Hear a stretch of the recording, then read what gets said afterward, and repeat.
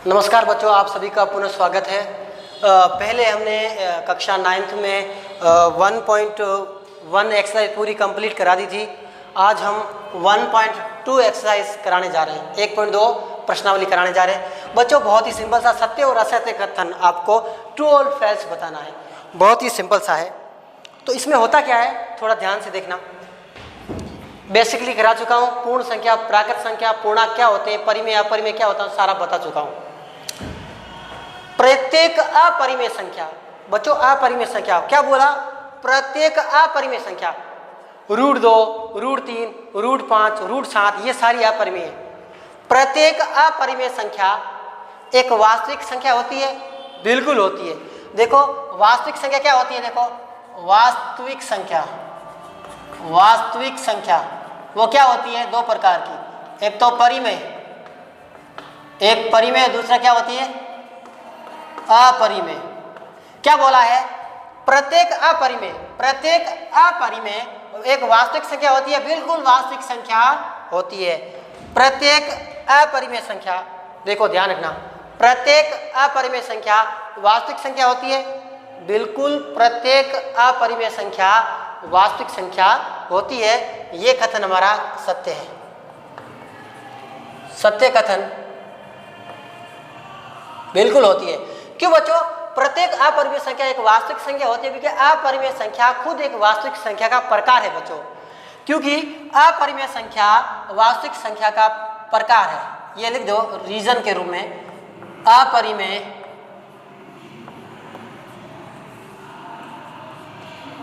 एक वास्तविक संख्या का प्रकार है, एक वास्तविक संख्या, वास्तविक संख्या का प्रकार है।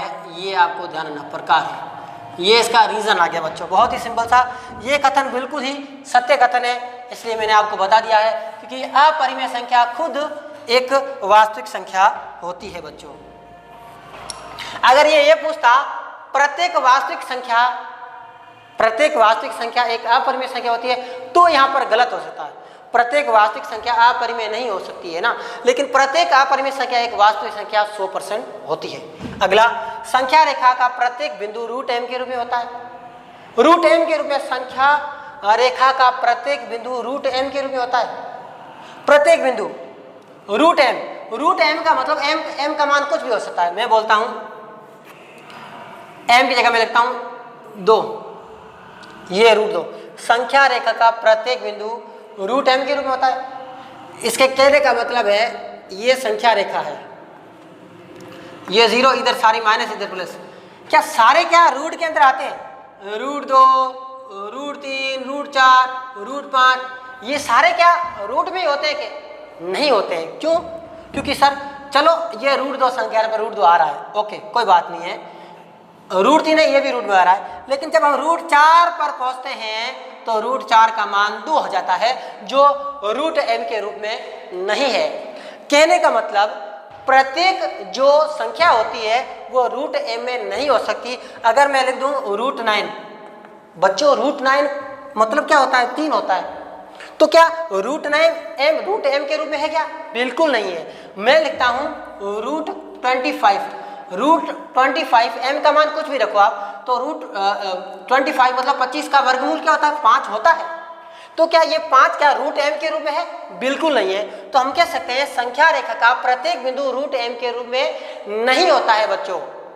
हाँ, कुछ बिंदु ऐसे होते हैं जो रूट के होते हैं, जैसे कि √2 है, √3 है, √5 है, √7, क्योंकि इनका फिक्स वर्गमूल नहीं होता है। तो हम कह सकते हैं संख्या रेखा का प्रत्येक बिंदु √m के रूप में नहीं होता है। यह बिल्कुल ही असत्य कथन, असत्य कथन होगा। प्रत्येक बिंदु √m के रूप में नहीं होता है, कुछ बिंदु ऐसे हो सकते हैं जो √m के रूप में हो, यह भी असत्य कथन हुआ। तीसरा देखो, तीसरा बहुत ही सरल, क्या धनात्मक पूर्णांक, धनात्मक पूर्णांक होता है 0, 1, 2, 3, 4, 5 अनंत तक। देखो पूर्णांक दो प्रकार के होते हैं, एक तो ऋणात्मक पूर्णांक और दूसरा धनात्मक पूर्णांक। क्या धनात्मक पूर्णांकों के वर्गमूल मतलब पॉजिटिव इंटीजर है ना, पॉजिटिव इंटीजर वो क्या होते हैं, देखो +0, 1, 2 3 डैश डैश अनंत तक, ये सारे होते हैं पॉजिटिव इंटीजर होते हैं, इंटीजर ही पूर्णांक होते हैं। तो ये पूर्णांक है, वो कह रहे हैं क्या धनात्मक पूर्णांकों के वर्गमूल लेते हैं। देखो √1 का वर्गमूल 1 होता है, और √2 का वर्गमूल √2 ही होता है, √3 का वर्गमूल √3 ही होता है, √4 का वर्गमूल ये 2 होता है। अब ध्यान से देखो, क्या धनात्मक पूर्णांकों के वर्गमूल अपरिमेय होते हैं। देखो √1 क्या है, एक परिमेय संख्या है, √1 मतलब 1 एक परिमेय संख्या है। ये बोला है सारे क्या होते हैं, अपरिमेय होते हैं। √2 हाँ ये अपरिमेय संख्या है, √3 ये भी अपरिमेय संख्या है, √4 वापस √4 का 2 हो जाता है, यहाँ पर 2 है वो परिमेय संख्या है। तो कह सकते हैं क्या धनात्मक पूर्णांकों के वर्गमूल अपरिमेय होते हैं? बिल्कुल गलत है। धनात्मक पूर्णांकों के वर्गमूल अपरिमेय भी होते हैं और परिमेय भी होते हैं, इसलिए यह कथन बिल्कुल ही असत्य कथन है। यह भी क्या है, असत्य कथन होगा। आंसर असत्य कथन। क्या असत्य कथन है? देखो धनात्मक पूर्णांकों के वर्गमूल परिमेय भी होते हैं। सभी अपरिमेय थोड़ी होते हैं बच्चों, कुछ ऐसे होंगे जो परिमेय भी होते हैं, इसलिए असत्य कथन होगा बच्चों। तो इस प्रकार से ये पहला प्रश्न समाप्त हो गया, जिसके अंतर्गत ये इस प्रकार से थे। दूसरा प्रश्न मैं कराने जा रहा हूं, दूसरा है या तीसरा है देख लेना आप, ठीक है। मैं इसको साफ करता हूं।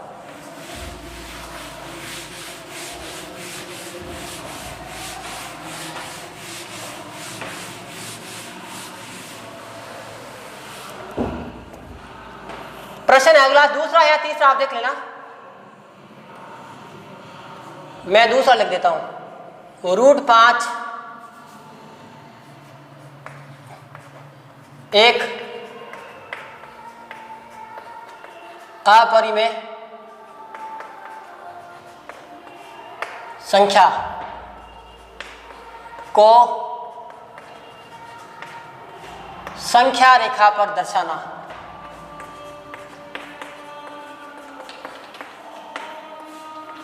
क्या है? √5 एक अपरिमेय संख्या है, इसको संख्या रेखा पर दर्शाना, नंबर लाइन पर दर्शाना। हालांकि आपने 8th क्लास में पढ़ा था कि कोई भी अपरिमेय संख्या, कोई भी परिमेय संख्या उनको नंबर लाइन पर आपने शो करना सीखा था आपने 8वीं क्लास में। परिमेय संख्या को संख्या रेखा पर आपने दर्शाया।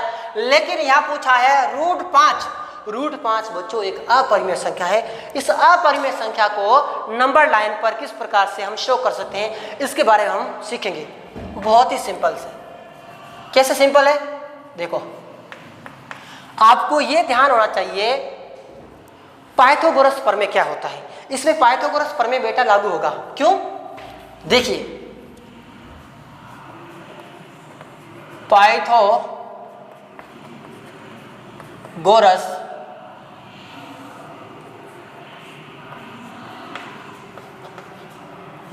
होता क्या है?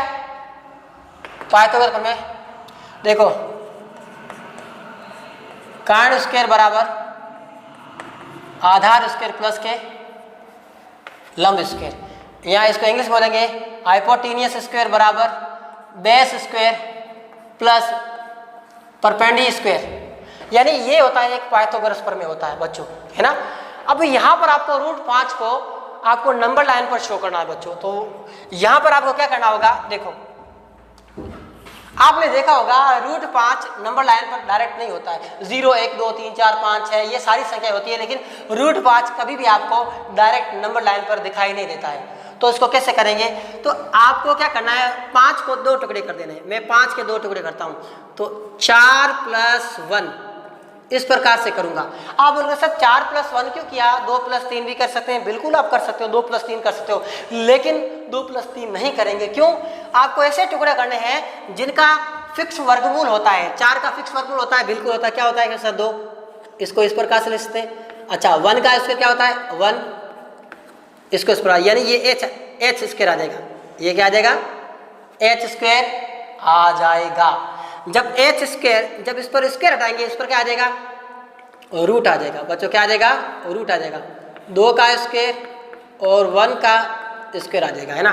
तो h बराबर, देखो स्क्वायर हटते इस पर रूट आया है, 2 का स्क्वायर 4 और 1 का स्क्वायर 1, तो h का मान है हाइपोटेनियस, हाइपोटेनियस यानी कि कर्ण का मान √5 आ गया बच्चों। कर्ण का मान क्या आ गया, √5 आ गया है। अब √5 को हमें नंबर लाइन पर शो करना, यही तो था। अब यहाँ पर मैंने क्यों बताया आपको, क्योंकि बच्चों आपको नंबर लाइन पर शो करने के लिए आपको उस नंबर लाइन पर एक ट्रायंगल्स बनाना पड़ेगा। ट्रायंगल्स मीन्स आपको एक त्रिभुज बनाना पड़ेगा, और वहां पर आपको त्रिभुज भी कौन सा बनाना पड़ेगा, राइट एंगल बनाना पड़ेगा, राइट एंगल ट्रायंगल। अब राइट एंगल क्या होता है, समकोण त्रिभुज बनाना पड़ेगा जिसका कोई भी एक और 90 डिग्री का हो बच्चों। तो कैसे बनाएंगे, देखिए मैं आपको नंबर लाइन पर शो करने जा रहा हूं, देखो थोड़ा ध्यान से। आपको यहाँ माइनस से कोई मतलब नहीं है, तो मैं यहाँ से 0 स्टार्ट करता हूँ। 0, ये 1, ये 2, ये 3, इस प्रकार से। यहाँ पर base square plus perpendicular square, यहाँ पर आपको बेस वही लेना है जो बड़ा हो। देखो यहाँ 2 का स्क्वायर प्लस 1 का स्क्वायर, बेस हमने क्या लिया, बेस यानी आधार, आधार हमने क्या लिया, ये हमने ले लिया आधार 2 ले लिया, कितना ले लिया, 2। तो हमने सर्वप्रथम ये 0 इसका है ओरिजिन बिंदु, मूल बिंदु। अब सबसे पहले हमने आधार, देखो रचना बता रहा हूँ, सर्वप्रथम हमने नंबर लाइन पर 2 सेंटीमीटर का आधार खींचा, 2 इकाई मान लो, सेंटीमीटर नहीं 2 इकाई मान लो। फिर हमने परपेंडिकुलर लंब, हमने यहाँ से 2 सेंटीमीटर से हमने 1 सेंटीमीटर का हमने क्या किया, एक देखो परपेंडिकुलर कितना है 1 सेंटीमीटर। तो स्केल की सहायता से यहाँ पर आपको पहले तो क्या करना पड़ेगा, 90 डिग्री का कोण बनाना पड़ेगा। क्या बनाना पड़ेगा, 90 डिग्री, परपेंडिकुलर 90 डिग्री। तो यहाँ पर 90 डिग्री का आप डायरेक्ट चांदे से बना देना है ना, वैसे प्रकार से बनाया जा सकता है लेकिन आप चांदे से बनाना। मान लो मैंने ये 90 डिग्री का कोण बना दिया, ये 90 डिग्री का कोण मैंने किससे बनाया, चांदे से मैंने 90 डिग्री का कोण बना दिया। 0 से 2 सेंटीमीटर आधार खींचा, ये आधार है, बेस 2 का स्क्वायर मतलब 2 है, यहाँ 2 का स्क्वायर 4 मत कर देना, ये बेस यहाँ पर 2 है ना, ये 2 आ गया, ये 2। अब इस परपेंडिकुलर पर आपने 1 सेंटीमीटर, देखो 1 सेंटीमीटर या 4 सेंटीमीटर, इसका मतलब ये 4 इसका वर्गमूल के रूप में लिया है, तो यह 1 सेंटीमीटर ये है परपेंडिकुलर और ये 2 क्या है यहाँ पर बेस है। तो इस प्रकार से, अब ये तो बहुत लंबा हो गया, तो आपको कितना चाहिए परपेंडिकुलर, 1 सेंटीमीटर। इसके लो प्रकार को खोलो 1 सेंटीमीटर और यहाँ रखो प्रकार और एक इस प्रकार से चाप खींचो, और ये इसको मान लेते हैं A, इसको B, और ये जब प्राप्त हुआ वो क्या, C प्राप्त हुआ। फिर इस जहाँ 1 सेंटीमीटर काटा उसको इससे क्या कर देना है, मिला देना है बच्चों, इस प्रकार से मिला देना है। आपने मिला दिया, आपने मिला दिया तो देखो ये 2 है, देखो ये 2 का स्क्वायर ये 4 आ गया, और ये 1 है, 1 इकाई मान लो, और 1 का स्क्वायर 1 आ गया, 4 और 1, तो ये एक कर्ण आ जाएगा। इस कर्ण का मान कितना आ जाएगा बच्चों, AC एक कर्ण आ जाएगा, √5 हो जाएगा। देखो 2 का स्क्वायर 4 और 1 का स्क्वायर 1, 4 और 1 5, तो H हाइपोटेनियस, यहाँ पर कर्ण का मान कितना आ जाएगा, हाइपोटेनियस √5 आ जाएगा बच्चों। तो ये √5 है, लेकिन हमें तो नंबर लाइन पर शो करना है, तो √5 यहाँ पर हमें दिखाई नहीं दे रहा है। तो हम क्या करेंगे, जो AC है एक प्रकार की, इसको रेडियस मान लेंगे, इसको त्रिज्या मान लेंगे। प्रकार लो, इसका नोक यहाँ रखो और इतना खोलो, और धीरे धीरे इसको आगे यहाँ खोलने के बाद इसको प्रकार को यहाँ बढ़ाओ, यहाँ बढ़ाया, ये जो बिंदु प्राप्त हुआ यही हमारा √5 का मान होगा।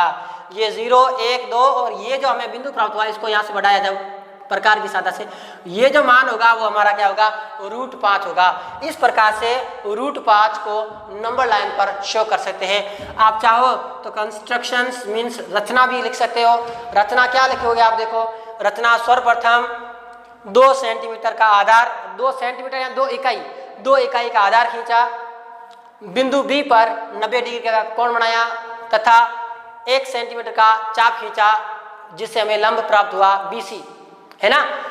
फिर क्या करेंगे, AC को त्रिज्या मानकर हमने चाप खींचा, जहां बिंदु पड़ता है वहां पर √5 अंकित किया। लेकिन यह रचना की कोई जरूरत नहीं है, एग्जाम में आप इतना करो तो भी बहुत है ना। तो इस प्रकार से √5 को इस प्रकार से नंबर लाइन पर शो कर सकते हैं। ऐसे और भी प्रश्न है जैसे कि √3 है, √2 है, √7 को हम नंबर लाइन पर शो कर सकते हैं। एग्जाम्पल आप देख लेना, अगर आपको समझ में नहीं आता है तो आप कमेंट करना, मैं आपको वापस कराऊंगा। ओके, आज के लिए इतना, धन्यवाद।